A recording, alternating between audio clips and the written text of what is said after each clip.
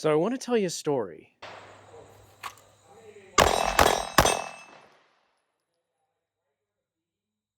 A quest of sorts. The search for the ultimate carry gun. A tale as old as time. The journey to find the best possible carry piece. It was a long, hard road. My first gun ever was a SIG P320 compact in FDE. Oh! Ugh. And I did carry it for a little bit, but it was inordinately chunky. And I was trying to figure out everything all at once. The pants, the belt, the holster, positioning of the gun. Not an awesome platform to learn how to carry on in hindsight. So I eventually stopped carrying it, especially appendix carry. Not a good idea with that platform. So my next carry gun was a Walther PPS M2 or Generation 2, whatever. It's very, very slim. It shot okay, but it was pretty snappy and difficult to learn on. And the front sight actually fell off at one point because it wasn't Loctited in from the factory. I carried it for a bit until SIG released the P365, which I still occasionally carry, but my P365 is one of the earliest versions and it has all the MIM parts, so I'm just waiting for it to break.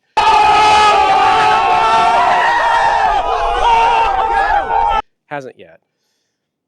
I've also carried a non-LTT PX4 Storm, a CZ Shadow 2 Compact, a Staccato CS, even a Sandhawk, just to prove that I could, but the quest continued for years, until recently. Who knew that a gun company that had never made a gun specifically for the civilian market would release potentially the best microcarry of all time? Yo, Taylor, I'm really happy for you. I'm gonna let you finish, but Beyonce had one of the best videos of all time. Of all time. HK did. Enter the HK CC9. It was the first gun designed by HK USA for civilian use. It was actually the only gun so far that was not at the request of a military or law enforcement contract. Interesting. The funny thing is, as soon as HK announced this gun, the trolls came out. Release the haters. It's not good enough to make a gun for customers. You have to make sure it's the right price, it's the correct color, it's the appropriate aesthetics, and that it was released exactly when customers wanted it. Blah, blah, blah. People were up in arms about it.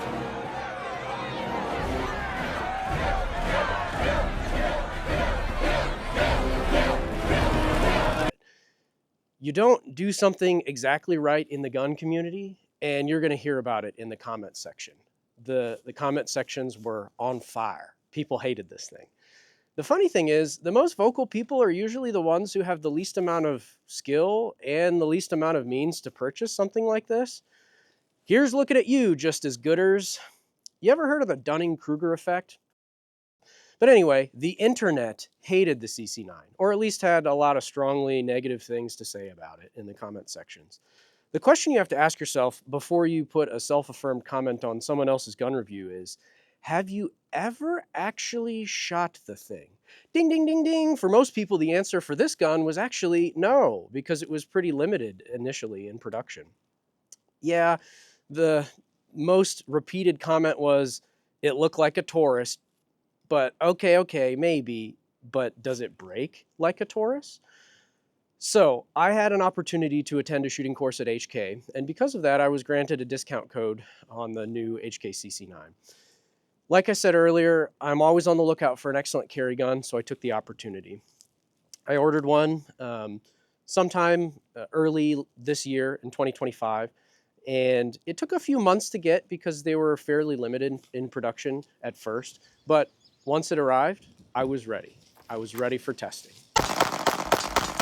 It arrived sometime in the summer of 2025, and when I got it, I had one goal. Shoot 1,000 rounds through it, only clean it at 500 rounds, and see how it does. It was a new design for HK, and one would hope that HK tested it thoroughly, but I wanted to know for myself. Especially given some of the other things that I've reviewed on this channel, I needed to know that it was going to work for me. If you've ever shot 1,000 rounds, or even 100 in quick succession through a micro compact 9, you know that it can be an uncomfortable experience. The controls are usually really crammed together. There's more frequent reloading than you're used to. The gun is typically snappier. All the things kind of coming together to make it not a super fun training experience. But this was pretty different to begin with. The trigger was actually pretty good. Evidently, they derived it from the VP9 platform and has a similar type of brake that emulates that at a 90-degree brake. The recoil was much softer than I expected. And for such a small gun, it did really well. The grip actually filled up my hand really well. It had adjustable back straps. The ergonomics were great. It was much better than any other micro compact that I had shot before. I opted for the version with the green HoloSun 407K from the factory. They had torqued it and witness marked it, which was nice.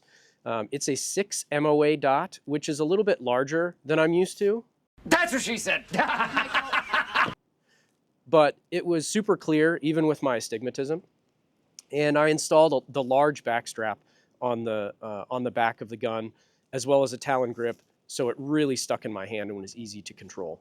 Super easy to shoot fast as compared to, say, a P365 or any other tiny gun that I've shot.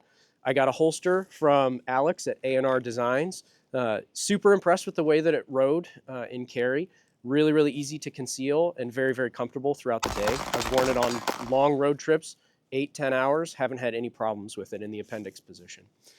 And then we started blasting. So, like I said, the goal was 1,000 rounds. We did make it through that, plus some. I had the pleasure of testing this gun in 3 distinct seasons. We had sweltering summer, crisp fall, and this wonderful frigid winter.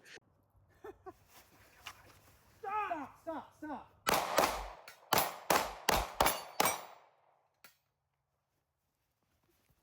Jeez Louise. I even did a half-day shooting course with some of my buddies when it was around 30 degrees outside, and it still held up, even with gloves on. What can I say? It's an HK. It did really well. I had only one failure to eject the entire time out of 1,000, and I know that Jesse over in the R&D department at HK put tens, if not hundreds of thousands of rounds through these things in the testing process. So one failure for me in a 1,000-round string, I'm not going to blame the gun for that. It could have been a bad round. Could have been the fact that the gun was super dirty at that point. Like I said, I only cleaned it around 500 rounds in, and only once throughout the whole testing process. But who knows? It wasn't reproducible, so I'm not going to hold that against the gun. So let's talk about the shooting experience. I don't know how, but somehow they worked some magic here. So, this is the magic trick, huh? Illusion, Michael. Trick is something a whore does for money. It's got an awesome trigger. It has a 90-degree brake, and the additional length of pull from the back strap that is adjustable really helps get a good fit in your hand. Maybe it's the dual recoil spring assembly. I know they did some tuning with that.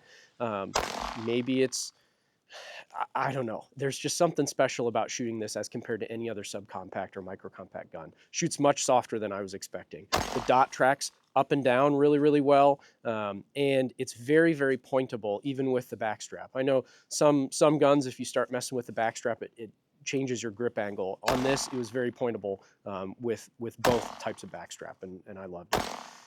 Everything is executed very, very well for a carry gun, as you would expect from an HK gun, except for one thing.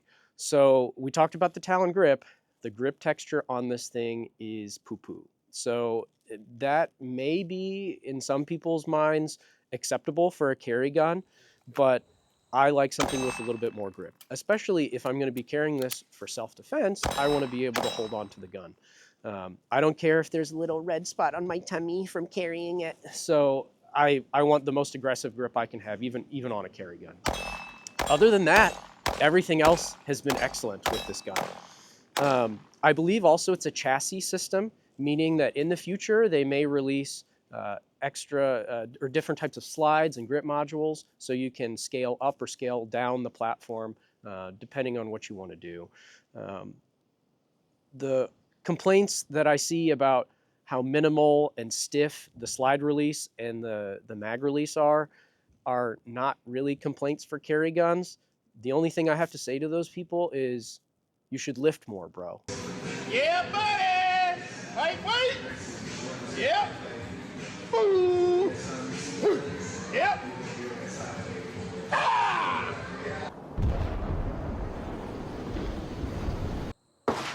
So it does have a rail as well, and I prefer a handheld light for carry. But I know that some people really like a light on their firearm. It's just not a feature that I needed, but definitely welcome for other guys. I can barely get my medium-sized fingers around the flush mag, so I opted to carry it with the extra pinky extension, both of which are 12-round magazines. So it's a 12+1 gun out of the box, which is great for a gun of this size. One thing that people complain about is how long it took to release. I don't care. And the reason why is because I know that HK tested it. I toured their factory this last year and saw some of the QC issues that they would reject on guns that they were producing. It was like the most minimal scratch or the most minimal blemish on a barrel or on the crown, or say on an MR556 there was just a little bit of like a scratch on the Cerakoting or the anodizing. It just insane how much quality they put into their guns and how exacting they are with the fit and finish of these things. The other thing that people complain about is that it looks like a Taurus. And once again, I don't care. It's an HK, it's not a Taurus. It's going to function like an HK, not a Taurus. You know it's going to work. So after carrying it for close to 6 months, what's the final verdict? It's good. It's really good. In fact, it's so good as a micro compact that I probably won't ever buy anything in this size category ever again, unless laser pistols become a thing. You know, I have one simple request, and that is to have sharks with frickin' laser beams attached to their heads. So pour some haterade out for your homies, internet, because this thing is awesome. Essentially, you can complain about price and ergos and aesthetics and release dates and features all you want. It doesn't matter, because this thing rocks. They hate us because they ain't us. Save your money, get a CC9, you're welcome.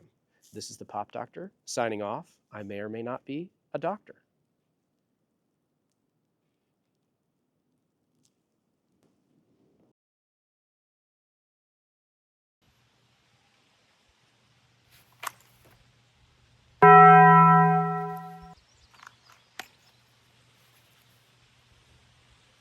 Clear the garment.